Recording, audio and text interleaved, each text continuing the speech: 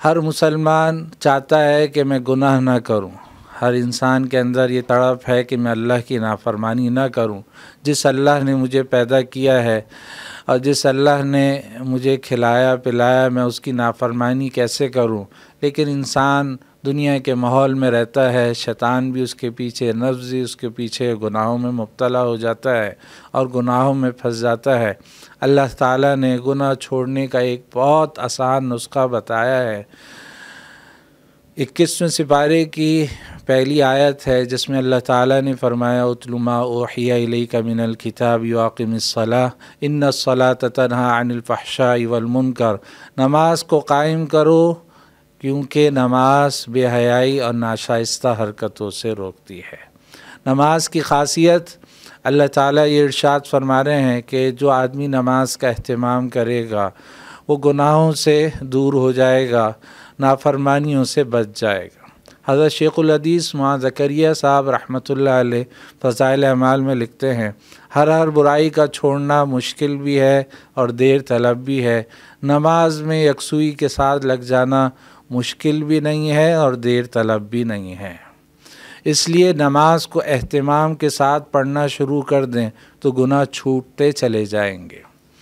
ایک آدمی نے آپ علیہ الصلاۃ والسلام سے عرض کیا کہ یا رسول اللہ، ایک آدمی تہجد کی نماز پڑھتا ہے اور پھر صبح ہوتے ہی چوری کرتا ہے، تو آپ علیہ الصلاۃ والسلام نے ارشاد فرمایا اس کی نماز اس کو عنقریب چوری سے روک دے گی۔ ایک واقعہ آپ کو سناتا ہوں۔ حضرت مسیح الامت رحمۃ اللہ علیہ نے یہ واقعہ سنایا کہ گزشتہ زمانے میں ایک بادشاہ تھا، ایک چور اس کے محل میں چوری کرنے گیا۔ بادشاہ رات کا وقت اپنی بیوی کے ساتھ باتیں کر رہا تھا، دونوں کا ہی مشورہ چل رہا تھا کہ ہم اپنی بیٹی کی شادی کس سے کریں۔ تو بادشاہ نے رائے دی کہ ہم اپنی بیٹی کی شادی اس شخص سے کرتے ہیں جو نیک اور متقی پرہیزگار ہو، اللہ کی عبادت کرنے والا ہو، اللہ سے ڈرنے والا ہو۔ اس زمانے میں بادشاہ بھی نکاح کا معیار وہ شخص بناتے تھے کہ جس کے دل میں خوف خدا ہو۔ حضرت حسن رضی اللہ عنہ سے کسی نے پوچھا کہ میں اپنی بیٹی کی شادی کس سے کروں؟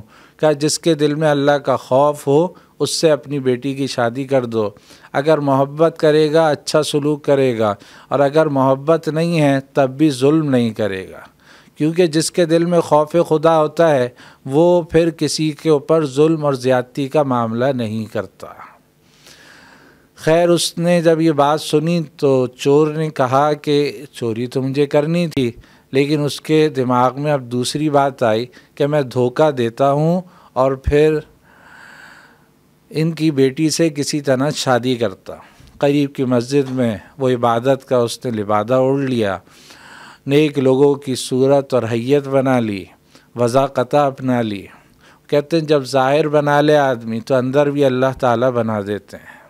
جیسے موسیٰ علیہ السلام کے سامنے جادوگر مذاق اڑانے کے لیے آئے، موسیٰ علیہ السلام کی حیت اور صورت بنا کر، نقلی داڑھی بنا لگا کر اور کپڑے موسیٰ علیہ السلام کی طرح پہن کر، تو اللہ تعالیٰ نے ہدایت دے دی۔ موسیٰ علیہ السلام نے کہا یا اے اللہ یہ کیا ماجرا ہے کہ یہ کہتے ہیں آمنا برب العالمین رب موسیٰ و ہارون، فرعون پر تو ایک عرصے سے محنت کر رہا ہوں اور اس کو ہدایت نہیں ملتی، ان کو مل گئی۔ تو اللہ تعالیٰ نے فرمایا کہ جو محبوب کی صورت کو اپنا کر آئے تو میں اس کو کیسے عذاب دے سکتا ہوں۔ مجذوب رحمۃ اللہ علیہ یہ شعر پڑھا کرتے تھے، یا رب تیرے محبوب کی شباہت لے کر آیا ہوں، حقیقت اس کو تو کر دے صورت لے کر آیا ہوں۔ تو ہم ظاہر تو بنائیں، اللہ اندر بھی بنا دے گا، کوشش اس بات کی کریں۔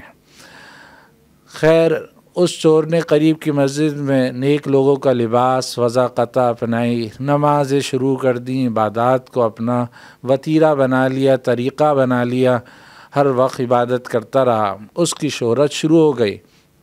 حتیٰ کہ بادشاہ تک ہی بات پہنچی۔ تو بادشاہ تو ایک عرصے سے دیکھ رہا تھا کہ میں اپنا داماد کس کو بناؤں۔ اس نے وزیر کو بھیجا، وزیر نے ساری بات سنائی کہ بادشاہ کا یہ ارادہ ہے اور وہ اپنی بیٹی کی شادی آپ سے کرنا چاہتے ہیں۔ تو بادشاہ نے جب بادشاہ کا یہ پیغام وزیر نے پہنچایا تو وہ چور رونے لگا، کہنے لگا رونے کی کیا بات ہے؟ کہا رو اس بات پر رہا ہوں کہ جس کام کے لیے آپ آئے ہیں اسی کام کے لیے میں نے یہ ساری حیت بنائی تھی اور عبادت شروع کی تھی۔ بنائی تو جھوٹ موٹ تھی لیکن اللہ تعالیٰ نے اس کو حقیقت بنا دیا ہے اور اب میرا اندر صحیح ہو گیا ہے اور میں توبہ تائب ہو گیا ہوں اور اللہ سے میرا تعلق جڑ گیا ہے۔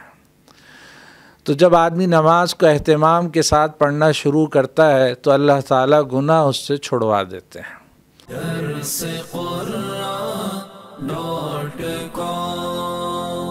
www.darsequran.com